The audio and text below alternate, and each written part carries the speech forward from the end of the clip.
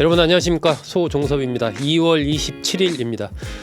윤석열 대통령의 탄핵과 관련된 헌법재판소 변론이 끝나고 나니까 이제는 명태균으로 전국의 흐름이 급격하게 옮겨가고 있는 듯한 그런 흐름입니다. 명태균 씨와 관련된 여러 가지 녹취록 이런 것들이 뭐 하루가 멀다 하게 계속해서 터져 나오고 있습니다. 어제 국회 법사위에서는 명태균 특검법, 정식 이름이요, 명태균과 관련한 불법 선거 개입 및 국정농단 사건 등의 진상 규명을 위한 특별검사의 임명 등에 관한 법률안입니다. 이른바 명태균 특검법이 처리가 됐습니다. 오늘 27일 본회의에서 이것을 최종 의결할 그럴 계획입니다. 또 어제 검찰은 오세훈 서울시장의 후원자로 알려진 사업가 김 씨의 자택과 사무실을 압수수색했습니다. 이 명태균 씨가 폭로한 오세훈 시장 관련된 여론조사를 해주고 비용을 대납했다라는 그러한 의혹이 제기된 그 인물이죠. 그리고 오늘 오전 서울중앙지검은 창원지검에서 명태균 씨를 불러가지고 오늘 조사를 할 계획입니다. 어제 오늘 사이에 흐름이 굉장히 급박하게 지금 흘러가고 있습니다. 명태균 씨와 관련해서는 뭐 여권의 이른바 대선 주자로 거론되는 인물들 여럿이 일단 의혹 선상에 올라 있습니다. 오세훈 서울시장, 홍준표 대구시장, 그리고 이준석 개혁신당 의원까지 뭐 포함해서 지난번 보도를 본다면 명태균 씨의 이른바 황금폰에 여권 인사들 140명의 명단이 들어있다라는 보도가 나왔었습니다. 뭐 그야말로 어떻게 보면 판도라의 상자인 것이고, 그 경우에 따라서 이것을 어떻게 활용하느냐에 따라서 상당히 정치적인 쟁점화가 될 소지가 다분한 그러한 사안이라고 봐야 되겠습니다. 그러니까 아무래도 민주당 입장에서 이제 명태균 특검법을 통해서 이 판 자체를 좀 상당히 민주당에 유리한 쪽으로 가져가려고 하는 그러한 움직임을 본격화하고 있는 것입니다. 오늘 본회의에서 의결이 될 것으로 보이는데, 어쨌든 국민의힘에서는 뭐 친윤계, 친한계 할 것 없이 이 명태균 특검법은 안 된다라고 단일 대오를 지금 갖고 반대를 하고 있습니다. 이게 뭐 주요 유력 대권 주자들 관련한 그런 의혹도 제기가 된 바 있지만, 그 말고도 또 다른 많은 의원들이 또 이름이 오르내리게 되고 그러면 그 자체가 뭐 사실 여부를 떠나서 어떤 의혹이 제기되고 뭐 어떤 주장이 나오고 이거 하나하나가 국민의힘으로서는 상당히 곤혹스러운 상황, 정치적으로 타격을 받는 상황이기 때문에 이걸 찬성하지 않는 걸로 전체적으로 이제 그런 단일 대오를 형성하고 있기 때문에 실제적으로 뭐 명태균 특검법이 통과가 되기는 어렵지 않나 싶습니다.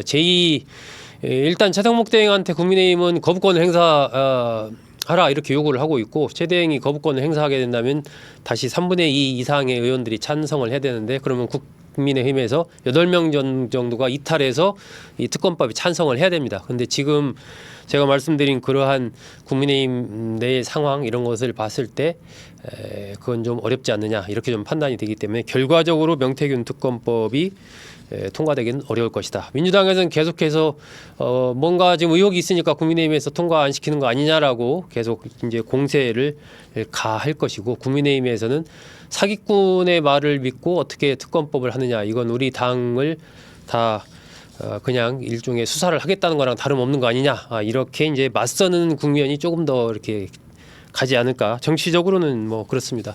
그러는 가운데 어쨌든 명태균 씨가 계속해서 녹취를 하나씩 둘씩 공개를 하고 있습니다. 그래서 제가 오늘 말씀드릴 주제의 제목을 판 흔드는 명태균 이렇게 잡아봤습니다.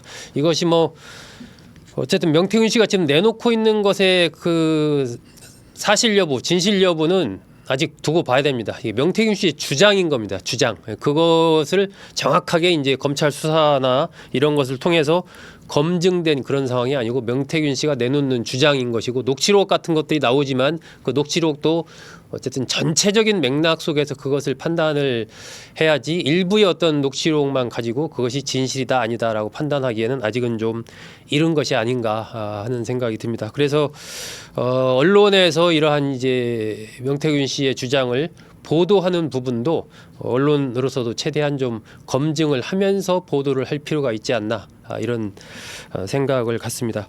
먼저 뭐 최근 폭로한 내용만 좀 몇 가지 뭐 살펴보겠습니다. 지난 21일 홍준표 시장이 경남지사 시절에 그 창조경제 CEO 아카데미에서 행사를 그때 참석을 했는데, 그때 이제 명태균 씨가 사회를 보던 그 사진을 공개를 했습니다. 그 한 번도 명태균 씨와 만난 적이 없다라는 그 내용을 이제 반박하기 위해서 그렇게 좀 공개를 한 것입니다. 그리고 24일에는 또 홍 시장이 그 이준석 의원과 함께 명 씨를 뭐 만났다든가, 또 명 씨가 홍 시장과 윤석열 대통령의 만남을 주선했다, 뭐 이런 주장을 또 명태균 씨 측에서 해놨죠. 그 남상권 변호사가 명태균 씨의 변호인인데, 홍 시장과 명 씨가 만난 게 4차례나 했던다, 이렇게 얘기를 하면서 구체적인 장소와 시간 뭐 이런 것까지도 언급을 했습니다.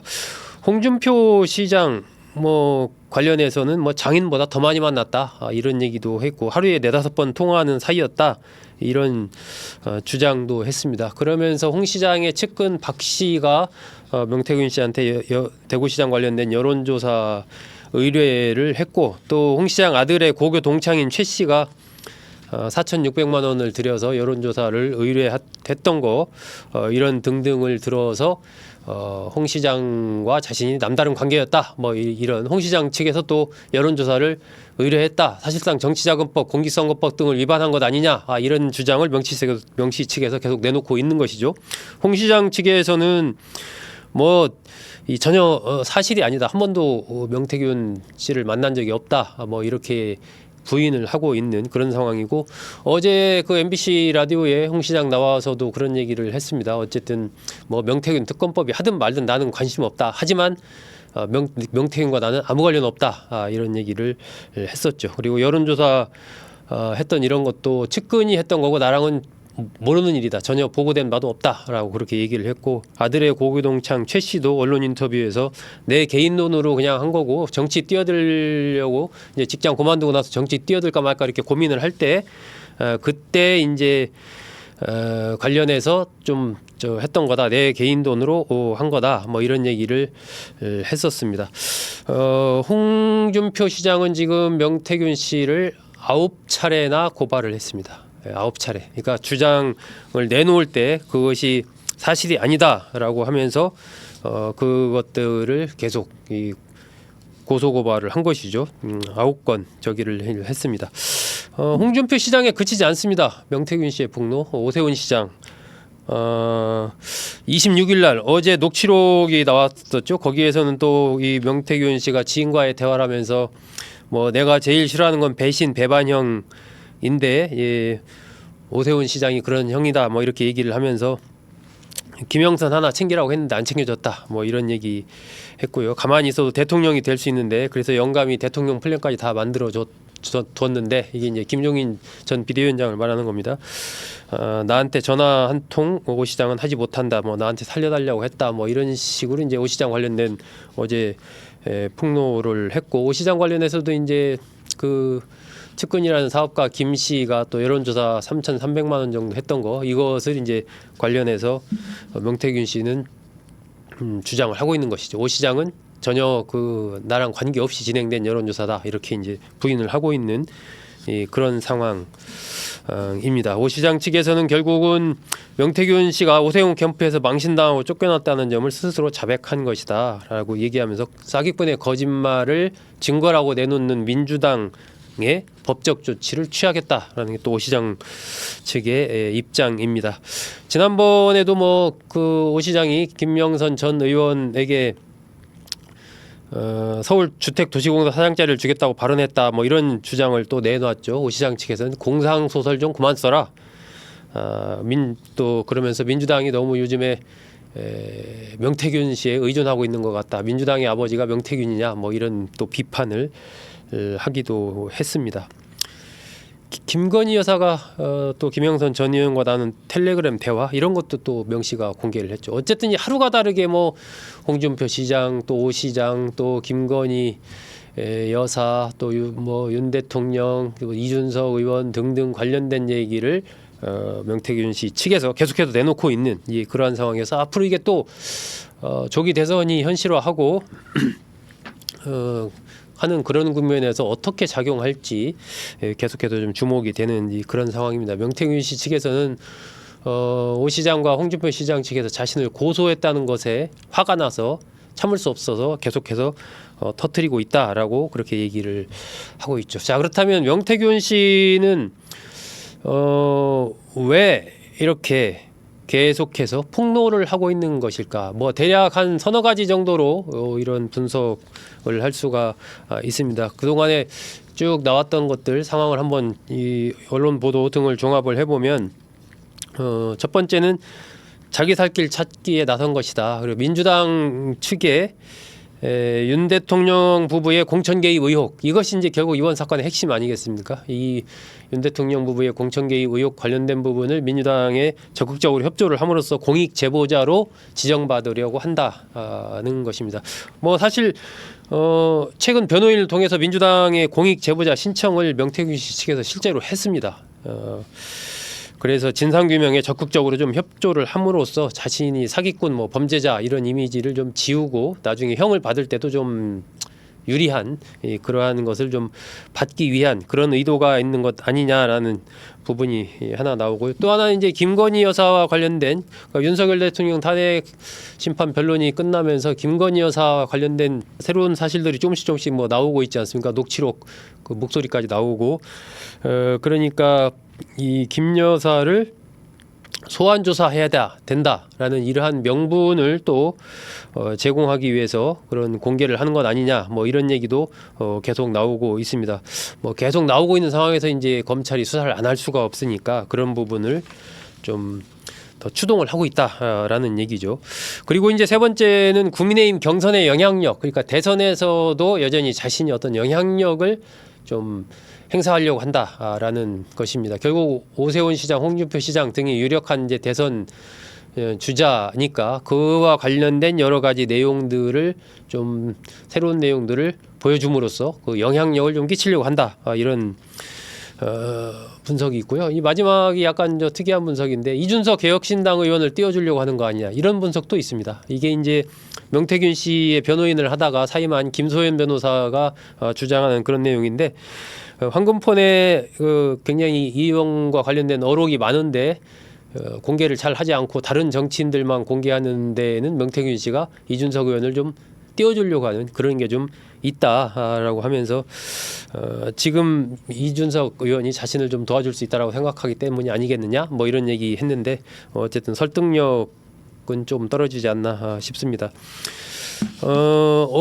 어제인가요? 그 오세훈 시장의 후원자로 알려진 사업가 김 씨가 SBS와 인터뷰를 했습니다. 거기에서 이제 이준석 의원을 얘기를 했어요. 오 시장의 여론조사 비용 3,300만 원 외에도 이준석 의원의 국민의힘 당대표 경선 당시의 여론조사 비용과 윤석열 대통령 대선 경선 당시 여론조사 비용도 자신이 냈다. 이렇게 또 김한영 씨가 주장을 했거든요. 그러면서 이제 이준석 의원이 또 뉴스를 탄 거죠. 이준석 의원이 발끈했습니다.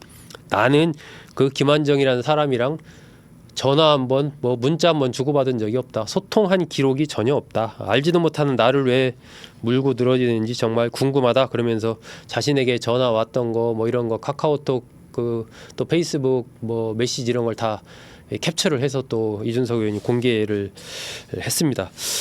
이런 식으로 어쨌든 지금 명태균 씨와 관련된 이 흐름 불똥이 여권의 대선 주자 홍준표, 오세훈 또 이준석 의원까지 튀고 있는 이런 상황이고 말 그대로 이제 그 이른바 황금폰이라는 명태균 씨의 폰에 140명 정도의 여권 인사들의 여러 가지 그런 내용들이 저장이 돼 있다면 그리고 검찰이 그것을 포렌식을 통해서 가지고 있다면 이것이 이제 조기 대선 국면이 본격화하는 이런 시점에서 상당한 변수로 작용할 또 가능성이 있지 않나 하는 생각이 듭니다. 이게 시간이 많지 않기 때문에 정확하게 그 어떤 진위를 언론이 추적 취재해서 밝히고 하기에는 시간적 여유가 별로 없기 때문에 일단 이제 굵직한 것들을 터뜨리면서 그 의혹을 제기를 하면 그것이 이제 일반 국민들 입장에서는 사실인가 보다 뭐 그런가 보다 이렇게 이제 얘기를 하는 것 자체가 이제 정치인들로서는 상당한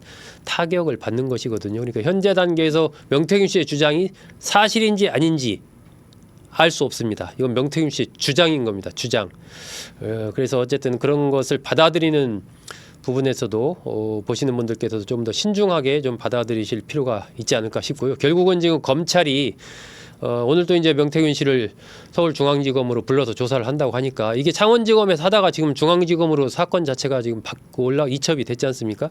주체가. 그러다 보니까 중앙지검에서 좀 철저하게 빠른 시일 내에 수사를 하면 어느 정도 사건의 실체가 좀 드러나지 않을까 싶은데 이게 또 조기 대선과 지금 맞물려 가지고 공교롭게도요. 계속해서 이 명태균 씨 관련된 폭로 사안들은 앞으로도 좀 상당 부분 주목을 받지 않을까 싶고 김건희 여사에 대한 검찰 조사, 검찰 수사 이것도 이 명태균 씨의 이 폭로와 굉장히 밀접한 좀 관련을 갖고 굴러가지 않을까 싶기 때문에 당분간 또 이 정치권 또 검찰의 핫 이슈가 이 명태균 씨 관련된 부분이 되지 않을까 하는 생각이 듭니다. 네, 여러분 오늘은 최근에 급부상하고 있는 명태균 씨 관련된 여러 가지 명태균 씨가 제기한 주장들 중심으로 살펴봤습니다. 잘 들어주셔서 고맙습니다.